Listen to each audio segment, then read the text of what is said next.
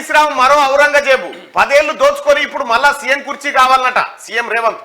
అమరుల స్తూపం దగ్గర ఉరితాళ్లకు కేసీఆర్ ను వేలాడిన జనం సానుభూతి చూపరు. అసెంబ్లీకి రమ్మంటే ఆయనకు కాలు నొప్పి అవుతోంది, కట్టె చేతికొచ్చింది. నల్లగొండ సభకు పోయి మాత్రం నోటికొచ్చిన అబద్ధాలు మాట్లాడు. గురుకులాలన్నీ ఒకే ఒక క్యాంపస్ లోకి, ప్రతి సెగ్మెంట్ లో 20 ఎకరాల్లో ఏర్పాటు. త్వరలో గ్రూప్ 1 మెగా డిఎస్సి ఉంటుందని ప్రకటన. గురుకుల టీచర్లు, పీడీలు, లైబ్రరీయన్లకు నియామక పత్రాలు అందజేసినటువంటి సందర్భంలో ముఖ్యమంత్రి వ్యాఖ్య. కాంగ్రెస్ ప్రభుత్వం పేదల కోసం పనిచేస్తుంటే మామ అల్లుడు తండ్రి కొడుకు ఇష్టం ఉన్నట్టు మాట్లాడుతున్నారని కేసీఆర్, హరీష్ రావు, కేటీఆర్ పై సీఎం రేవంత్ రెడ్డి మండిపడ్డారు. నువ్వు సీఎంగా దిగిపో, నేను సీఎం అయ్యి మేడిగడ్డకు రిపేర్ చేసి చూపిస్తానని హరీష్ అంటున్నాడు. ఆయనకు అధికారం రావాలంటే ఔరంగజేబు అవతారం ఎత్తాల్సిందే అని అన్నారు. ప్రజాధనంతో కట్టిన మేడిగడ్డ బ్యారేజ్ కుంగిపోతే చిన్న విషయంలా తీసిపారేస్తున్నారని, ఇప్పుడు పాలన చేతికిస్తే రిపేరు చేసి చూపిస్తామంటున్నారని ఫైర్ అయ్యారు. 10 ఏళ్ళు అధికారం ఇస్తే రాష్ట్రాన్ని దోచుకోవడం, దాచుకోవడమే పనిగా పెట్టుకున్నారు. 10 ఏళ్ళు మీ మామ సీఎంగా, నువ్వు మంత్రిగా ఉండి ఏం చేసిరు? పన్లీగులు ఇచ్చుకుంటా గాలికి తిరిగినరా?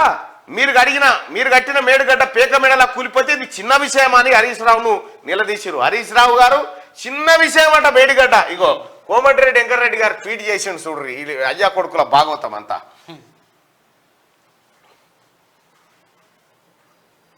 ఇగో చిన్న విషయం అంటారు వీళ్ళు నోరు తెరిస్తే.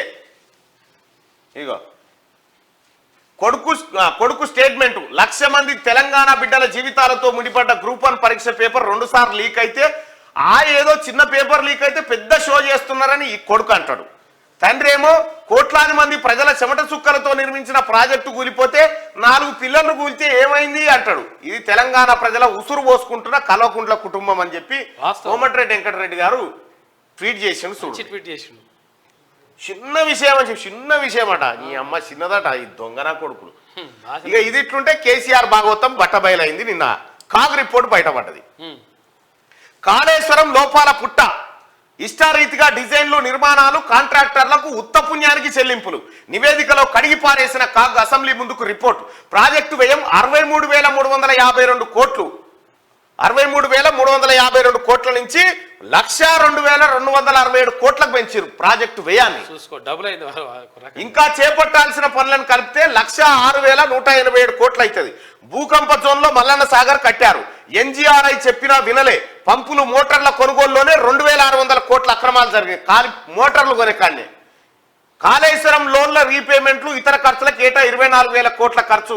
ఇందులో కరెంటు బిల్లులకే ఏటా 10,000 కోట్లు. అప్పుల భారం రాబోయే 11 ఏళ్లు భరించాల్సిందే.